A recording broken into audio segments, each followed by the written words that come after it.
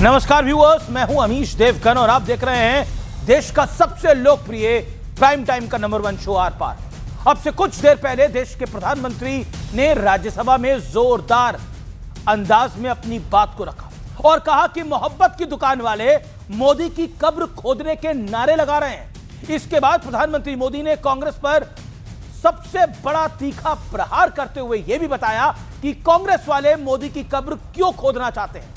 प्रधानमंत्री मोदी ने कहा कि हमने 370 की दीवार गिरा दी, नॉर्थ ईस्ट में बम बारूद की छाया समाप्त कर दी, पाकिस्तानी आतंकियों को घर में घुस के मारा, ऑपरेशन सिंदूर किया, इसलिए कांग्रेस वाले मेरी कब्र खोदना चाहते हैं।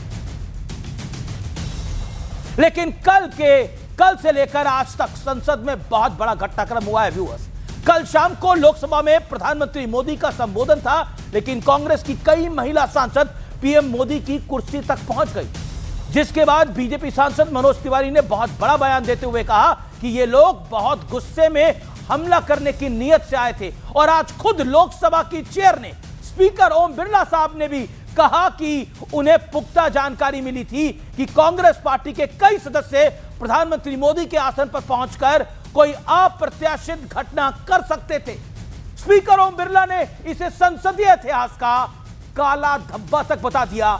यानी जो कुछ कल हुआ, जो कुछ हुआ सदन के अंदर बुधवार को, वो काला धब्बा था। तो आज इन्हीं तमाम मुद्दों पर जो पूरा हफ्ता सदन में हुआ है, उस पर देश की सबसे बड़ी पॉलिटिकल बहस है, संसदीय इतिहास का काला धब्बा।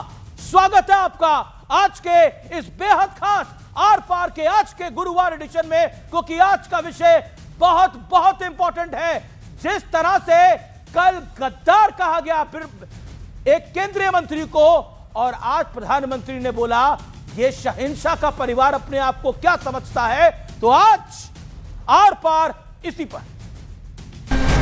मोहब्बत की दुकान खोलने वाले मोदी तेरी कब्र खुदेगी के नारे लगा रहे हैं। 370 की दीवार गिरा दी, इसलिए मोदी की कब्र खोदना चाहते हैं। ऑपरेशन सिंदूर करते हैं, इसकी उनको परेशानी होती है और इसलिए वो मोदी की कब्र खोदते हैं।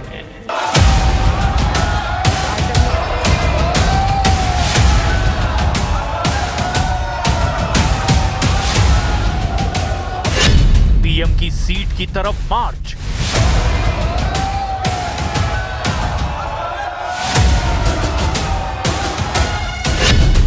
कांग्रेस का था अप्रत्याशित प्लान। मेरे पास पुख्ता ऐसी जानकारी आई कि कांग्रेस पार्टी के कई सदस्य माननीय प्रधानमंत्री जी के आसन पर पहुंचकर कोई भी अप्रत्याशित घटना कर सकते थे। अगर ये घटना हो जाती तो ये अत्यंत अप्रिय देश के लोकतांत्रिक परंपराओं को तार तार कर देता। I'm sorry, but the Prime Minister is now hiding behind the Speaker. They are making the Speaker say all this. Because yesterday he did not have the guts to come in the house. आप देश में मिल रही हार से इतने बौखलाए हुए हैं कि क्या आप प्रधानमंत्री जी पर हमला करना चाहते हैं? और ये लोग बहुत गुस्से में ये हमला करने की नीयत से आए थे। अगर ये सही है तो ऐसा होना नहीं चाहिए। It's wrong.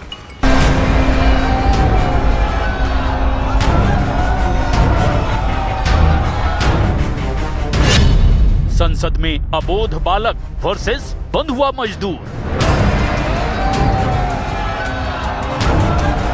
अपनी पार्टी को अबोध बालक का बंधक मत बनाइए, बंधक मत बनाइए। अबोध और अहंकार ये दोनों बड़ा डेडली मिक्सचर होता है, तो इससे बच करके रहे।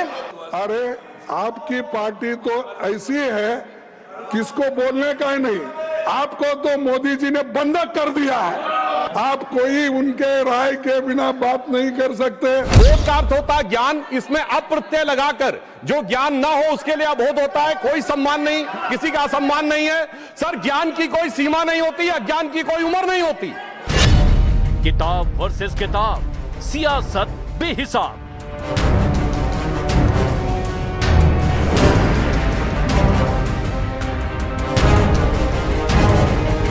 एलओपी को प्रेसिडेंशियल एड्रेस में नहीं बोलने दिया। देश ये समझ ले कि प्रधानमंत्री कॉम्प्रोमाइज है। मैं उन किताबों के बारे में बताना चाहता हूं जो नेहरू परिवार, कांग्रेस परिवार के गद्दारी, मक्कारी, भ्रष्टाचार और अय्यासी से भरा पड़ा है। Edwina and Nehru. भारत जब स्वतंत्र हुआ तो किस तरह से पाकिस्तान का बंटवारा हुआ और किस तरह से भारत के पहले प्रधानमंत्री अय्यासी कर रहे थे। You mean to tell me India-China relations cannot be referred to inside the house? India-American relationships cannot be referred to in the house?